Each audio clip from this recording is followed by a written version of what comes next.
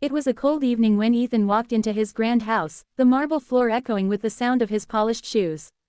The day had been long and tiring, filled with endless meetings, phone calls, and the kind of loneliness that even money couldn't cure. His home, beautiful, enormous, and spotless, felt lifeless. The silence was heavy, broken only by the faint hum of the heater. Ethan was a man in his late 30s, a successful businessman, respected, admired, and feared. But behind that success was a man who hadn't truly smiled in years.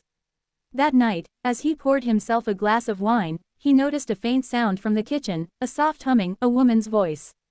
Curious, he followed the sound and stopped at the doorway. There, standing near the sink, was his new maid, Maria. She was young, perhaps in her mid-20s, dressed modestly, her hair tied back, her hands moving gracefully as she cleaned the dishes. Her voice was low but filled with emotion, and the melody carried a strange peace that seemed to touch something inside him. He stood there quietly, listening.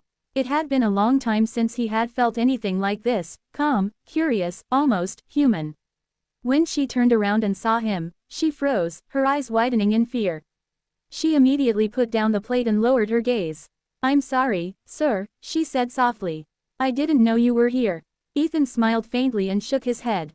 "It's all right. You have a beautiful voice." Maria looked at him uncertainly, her cheeks flushing.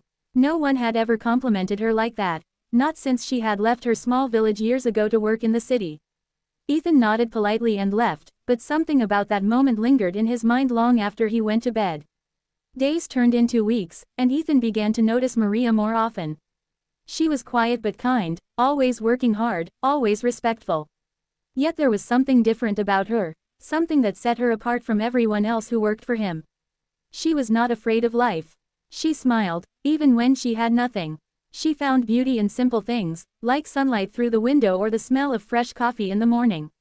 One morning, Ethan came down early and found her cleaning the dining room. He asked her if she'd like a cup of tea, surprising both of them. She hesitated, unsure if it was proper, but he insisted. They sat across from each other, the rich man and the maid, two worlds that were never meant to meet. Their conversation was awkward at first, but slowly, it turned into laughter, into shared stories. He learned she had come to the city to support her younger brother's education. She worked long hours, saved every penny, and sent it home. Her dreams were simple: safety, family, love. Ethan listened, realizing how small his own life felt despite all his success. He had everything money could be, except warmth. Maria became the quiet comfort in his days. Her presence was like a candle in a dark room, small but powerful. But deep down, both of them knew the truth: what they were beginning to feel was dangerous. It started with glances that lasted too long. Then came moments of silence that spoke louder than words. One rainy evening, as thunder rolled outside, Maria came to his study to deliver some documents. She slipped on the wet floor, and before she could fall, Ethan caught her. For a brief second, they stood close, their eyes locked, hearts racing. Neither moved, neither spoke, but everything changed in that instant. After that night, things became complicated. Ethan tried to keep his distance, afraid of what society would say, afraid of himself. Maria tried to act as if nothing had happened, but her heart betrayed her. Every time she saw him, her chest tightened. Every time he spoke, her hands trembled. Love had entered their world quietly, without permission, and now it refused to leave. The rumors began when one of the other house staff noticed their closeness. Whispers spread like wildfire. Some said the boss had fallen for the maid. Others said the maid was trying to trap him. The walls that once felt safe now seemed full of watching eyes. Ethan's business partners warned him to be careful. They said relationships like this never ended well. Maria, too, faced the judgment of others. She began receiving cruel looks, harsh words, and silent resentment. One evening, Ethan found her crying behind the garden. Her small figure trembled as she wiped her tears with her apron. "Why are you crying?" he asked gently. She tried to hide her face, but he stepped closer. "Tell me, Maria." Her voice broke as she said, "Because people hate me for something I never asked for. I never wanted to fall in love with you, sir. I tried to stop it, but my heart doesn't listen." He felt his own eyes sting. "You think I asked for this?" he whispered. "You think I wanted to fall for someone I can't have?" He took her hand, trembling. "But I did. I love you, Maria. More than I've ever loved anyone." For a moment, the world stood still. The rain fell softly, the night wind whispered through the trees, and two broken souls finally found what they had been missing. They knew it was wrong in the eyes of the world, but it felt right in their hearts. Days passed, and Ethan's family found out. His mother, a proud woman who valued status above all, was furious. "You will not destroy our family name for a maid," she shouted. Ethan tried to reason with her, but she refused to listen. Maria was asked to leave the house immediately. Ethan protested, begged, but Maria, with tears streaming down her face, said softly, "It's better if I go." That night, Ethan stood by the window, watching her small figure walk away in the rain. He wanted to run after her, to stop her, but he couldn't.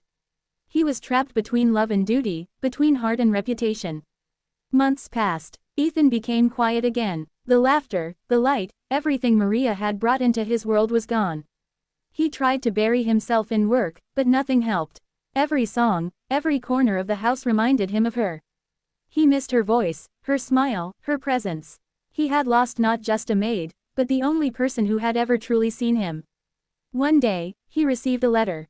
It was from Maria. The paper was slightly worn, the handwriting gentle and shaky.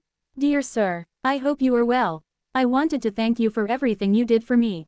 I have found work at a small cafe, and my brother has been admitted to college. Life is hard, but I'm grateful.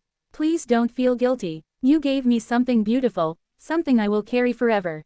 Love does not always mean staying together. Sometimes, it means letting go. I will always pray for your happiness. Yours, Maria." Ethan read the letter over and over, his tears falling silently onto the page. He realized then that real love wasn't about possession, it was about freedom, sacrifice, and truth. Maria had taught him that. She had changed him in ways no one else could. Years later, when Ethan had grown older, he visited a small seaside town. While walking along the market, he heard a familiar laugh. He turned, and there she was. Maria, older, but still radiant. She was serving tea at a small stall, her smile the same as he remembered. Their eyes met, and for a moment, time turned back. She smiled gently, and he returned it. No words were spoken. They didn't need any. The silence between them said everything, that love, once true, never really dies. It just changes form. It lives quietly, like a melody remembered in the heart. Ethan bought a cup of tea from her. And they sat by the ocean. They spoke of life, of her brother's success, of his journey. It was peaceful, bittersweet. When he left, he said softly, "Thank you, Maria, for teaching me how to love." She smiled, tears glimmering in her eyes. "And thank you, sir, for teaching me that love can exist even when the world says it shouldn't." As the sun set behind them, casting golden light over the sea, Ethan realized that not every love story ends with forever. Some end with understanding, some end with peace. But every true love, forbidden or not, leaves behind something eternal, a piece of the soul that never fades. And so, the employer and the maid went their separate ways, their hearts forever bound by a story that could not be told, but could never be forgotten. Because love, no matter how forbidden, is still love, and sometimes, the most beautiful stories are the ones that never get written in the world's eyes but are carved deeply in two hearts that dared to feel.